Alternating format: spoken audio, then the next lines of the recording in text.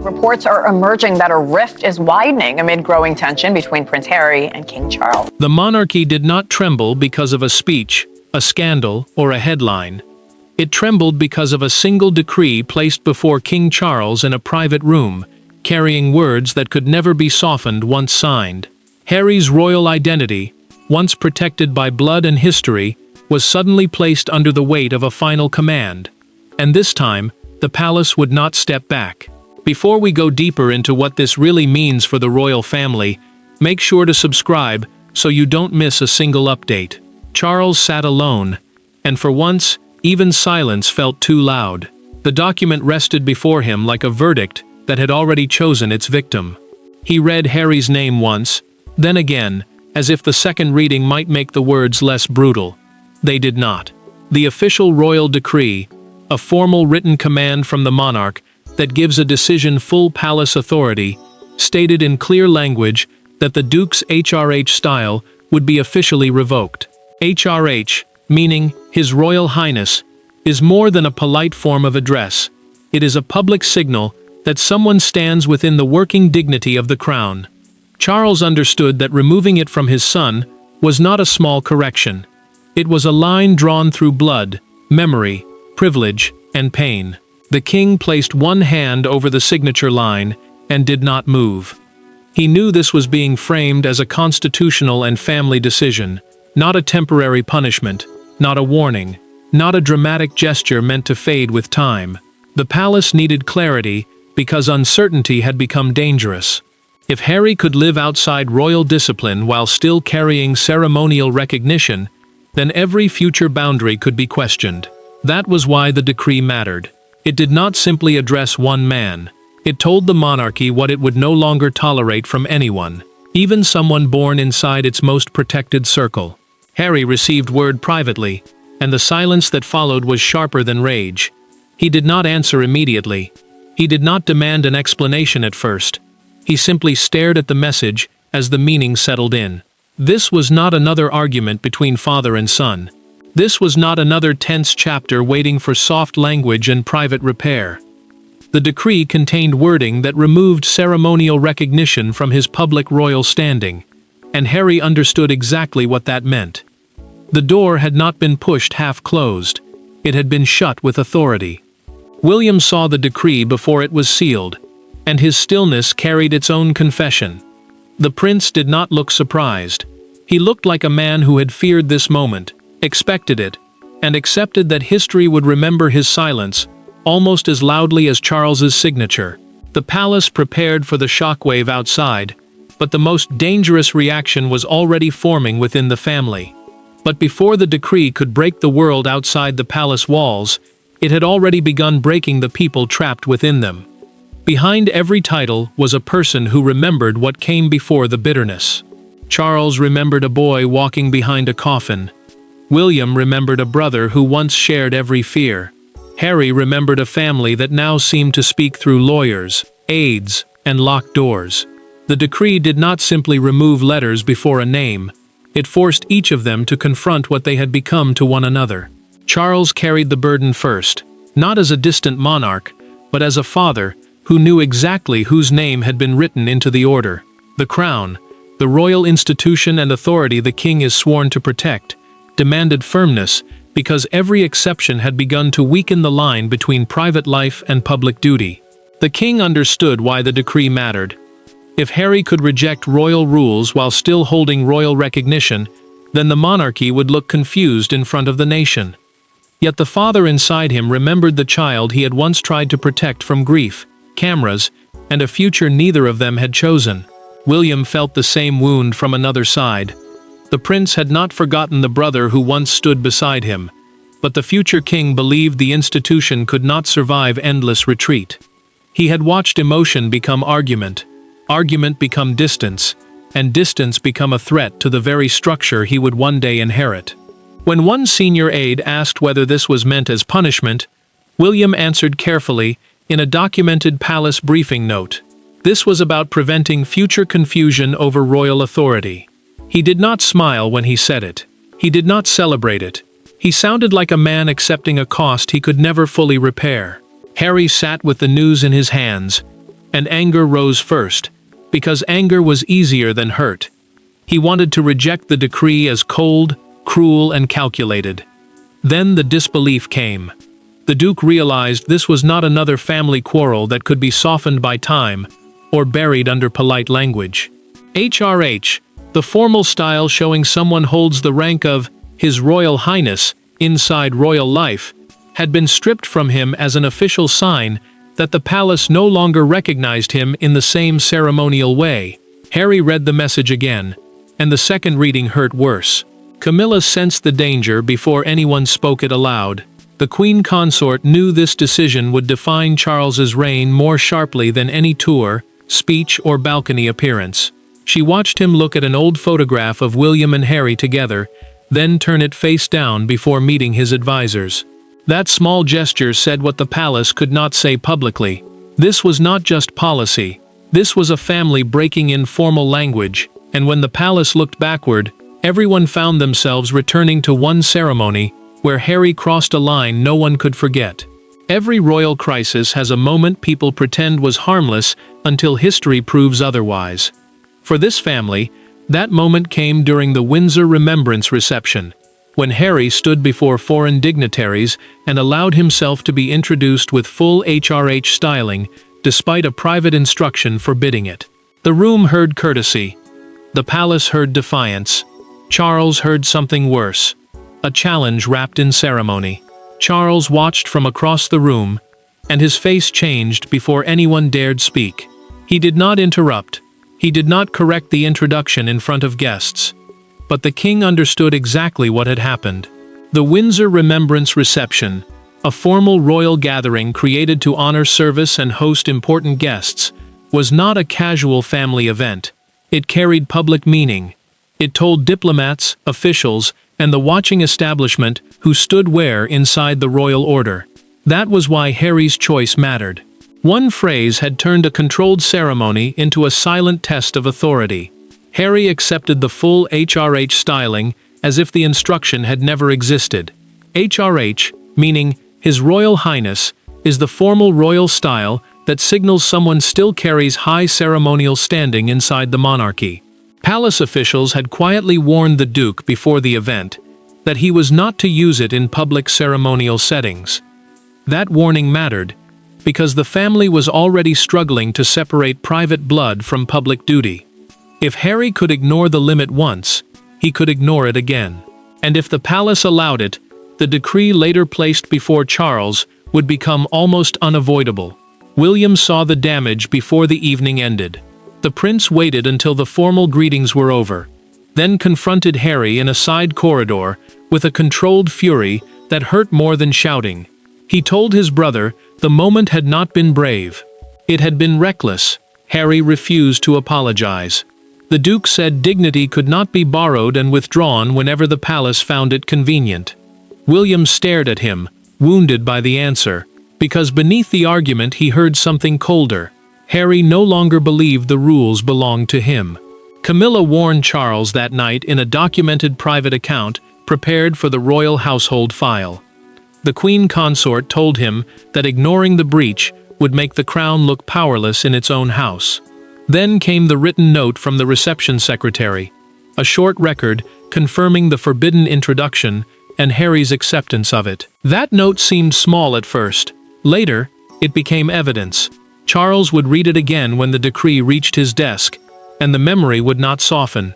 What had begun as a few words spoken before guests now returned as evidence, and Harry would soon be forced to answer for it directly.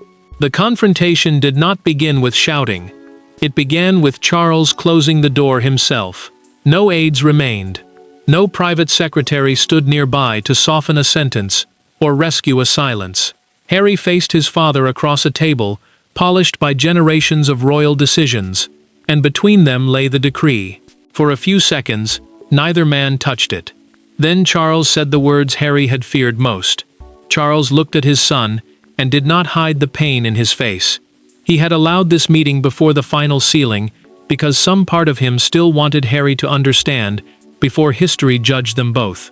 The decree, a formal command written under royal authority, had already been drafted, but the final seal had not yet been placed. That mattered, because this was the last narrow space between decision and permanence. The king was speaking as a father first, trying to reach the boy he remembered, but every word carried the weight of the monarch he had become. Harry's anger broke the silence first. He accused Charles of choosing the institution over his own blood, and the king flinched, as if the sentence had struck him physically. Harry did not stop. He said the palace had learned to use duty as a weapon and family as decoration. Charles listened, wounded but steady, because he knew the accusation had power. The crown, the living authority of monarchy, carried by the sovereign and protected through rules, duties, and public trust, could not survive if privilege remained while discipline disappeared. That was the line he finally gave Harry, and it changed the air between them. Harry leaned toward the decree and said William's name with cold certainty. The Duke believed his brother had pushed the order from the beginning, shaping the outcome while pretending to grieve it. Charles did not deny the prince had supported the decision. He admitted it with a tired honesty that made the room feel smaller. But then the king added the sentence Harry did not expect. William had advised, the palace had warned, but the final order came from Charles alone. No brother had signed it. No aide had signed it. The father sitting before him had chosen it. Harry stood before the silence could soften him. He did not shake Charles's hand. He did not ask for more time. The Duke only looked at his father once, as if searching for the man beneath the crown, then turned away from the decree that had already begun rewriting his life. Charles remained still after the door closed, knowing Harry had blamed William. But the machinery that made the decree unstoppable was far larger than brother against brother. A royal decree is never only ink. It is pressure, precedent, counsel, fear, and history moving together until one person is left holding the pen. Charles may have signed the order, but by the time the document reached him, the palace had already narrowed every path. The crown did not ask whether the decision would hurt. It asked whether the monarchy could survive if Charles refused. Charles listened as each advisor spoke, but his eyes stayed fixed on Harry's name at the top of the file. No one in that room treated the matter as a small correction. Senior advisors warned that Harry's continued HRH association created confusion between private independence and official royal standing. HRH, the formal style of His Royal Highness, used to show high royal rank and ceremonial position, still carried power in public life, even when the person using it stood outside daily royal duty. That was why the issue mattered. The monarchy could not keep explaining one rule for duty and another rule for blood. William entered later, and the room changed before he spoke. The prince knew every word would sound harsher because it came from a brother, not an advisor. He told Charles that future reigns needed cleaner boundaries because symbolic ambiguity could become a trap for George, Charlotte, Louis, and every royal child after them. The future king did not say it with triumph. He said it like a man carrying something heavy. Then he chose the sentence that stayed with Charles long after the meeting ended. Mercy without limits can become weakness. Charles did not answer at once. The king looked again at Harry's name, and the pain in his face made even the advisors lower their eyes. A sealed constitutional memo, a private legal note explaining how royal decisions could affect future ceremonies and public authority, warned that unresolved title use could make future events complicated. If Harry appeared at formal occasions with old recognition, but without current responsibility, every seating plan, announcement, and public introduction could become a battlefield. The memo did not shout. It simply closed doors one by one. Camilla understood the cost before Charles said it aloud. The queen consort quietly asked whether he was ready to be hated for doing what the palace believed was necessary. She did not soften the question, because she knew kindness would not protect him now. Charles looked toward the file, then toward the empty chair where Harry had sat in earlier arguments, and the answer formed without comfort. The decree would defend the crown, but it would wound the family faster than any private insult. And when the palace seal finally touched the page, the decree stopped being a warning and became Harry's new reality. The first minutes after the decree was sealed were quieter than anyone expected. No bells rang. No public announcement came at once. But inside the royal household, everything shifted. Aides changed drafts. Protocol officers revised seating charts. Courtiers lowered their voices when Harry's name appeared. And far away from the room where Charles had signed, Harry stared at the message confirming that the letters were gone. Harry read the confirmation twice, then placed the phone face down, as if the screen itself had burned him. The decree, a formal written order carrying royal authority, had now moved from private warning to official reality. Palace officials began removing HRH styling from internal ceremonial lists, future invitations, and formal references. HRH, meaning His Royal Highness, was not just decoration beside a name. It told the world someone still stood within the high ceremonial circle of the monarchy. Now the Duke would be addressed without that status, in official royal contexts. And that mattered, because public language shapes public belonging. Meghan saw his expression change before he spoke. She knew anger. She had seen anger carry him through interviews, arguments, and long nights of private resentment. But this was different. Harry was not shouting. He was not defending himself. He was sitting still, and that stillness frightened her more than fury. The decree had wounded him deeper than pride would allow him to confess. It told him that the family had not only challenged his choices, it had changed the way the institution would name him. William received the updated protocol sheet later, and the prince paused over his brother's altered status. A protocol sheet is a palace guide that tells officials how people should be named, seated, announced, and treated at formal events. This one carried a change before the public even knew. Harry's name appeared without the old styling on a revised invitation list for an upcoming royal ceremony, and the future king felt the permanence of it. This was no longer a debate inside rooms. It was now paperwork, procedure, and future history. Charles remained away from celebration because there was nothing to celebrate. The king had defended the crown, but he had also watched official language become a blade. Every corrected invitation, every revised speech draft, every lowered voice made the decree more real. Harry had lost letters, but Charles had lost another piece of the father he had tried to remain. The fallout had begun, and it was no longer possible to pretend this was only about titles. But the true turning point would not come from officials rewriting documents. It would come when William finally stood before Harry, with no one left between them. There was no throne in the room. No crest on the wall mattered. No advisor waited with notes. William and Harry stood alone, not as heir and exile, not as future king and wounded prince, but as brothers who had run out of places to hide. The decree had already been signed. Nothing could be bargained back. What remained was the truth neither of them had wanted to say aloud. William had asked for the meeting because the public announcement was approaching, and he knew silence would become its own betrayal. He entered without aids, without prepared lines, without anyone to translate pain into palace language. The decree, a formal royal order that turns a monarch's decision into official action, had already removed Harry's HRH status from future royal use. HRH, meaning His Royal Highness, was the formal style that showed someone still carried high ceremonial rank. That was why this moment mattered. Harry was not only losing letters, he was losing the public sign that once tied him to the royal world he had never fully escaped. Harry spoke first, and his voice carried more hurt than anger. He told William he felt erased by the family he was born into, erased by the father who signed, erased by the brother who supported it, erased by a monarchy that still wanted his history but not his presence. The prince absorbed the accusation in silence, because some part of him knew there was truth inside the wound.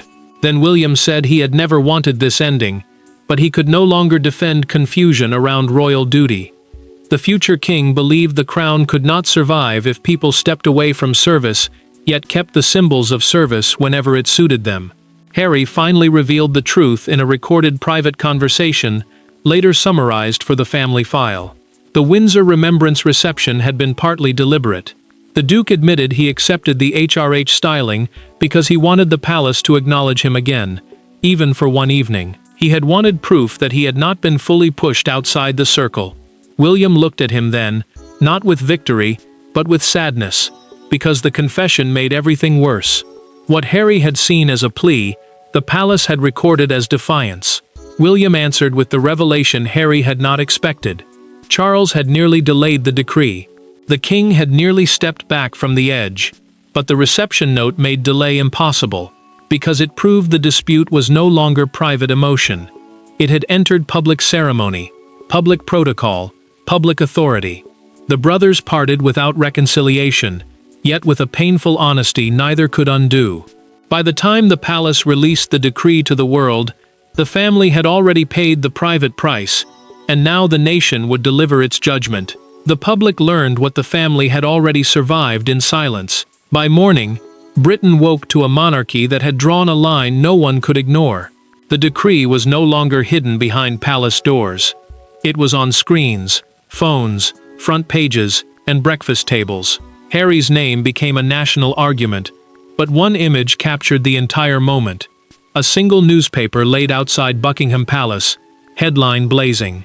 Crowds gathered outside Buckingham Palace before the palace had finished repeating its own statement. Some stood silent, some argued, some held phones in the air, as the announcement moved from private pain into public judgment. The palace announcement confirmed that Harry's HRH title had been officially revoked by royal decree.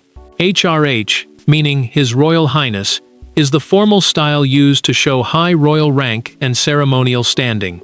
A royal decree is a written order from the monarch that carries official authority, and that was why this moment mattered. This was not gossip. This was not a family argument leaking into daylight. This was the crown declaring a permanent line. Charles became the center of every broadcast, even when he said nothing. Broadcasters framed the decision as one of the most severe personal boundaries of his reign, because it struck at the place where fatherhood and monarchy collided. One woman outside the gates spoke into a reporter's microphone and said, "The king has lost a son to save a crown." The sentence spread quickly because it felt cruel and true at the same time. The monarch had protected order, but the price looked painfully human. Harry watched the coverage privately, and his face hardened each time commentators repeated the word, "final." The Duke had heard criticism before.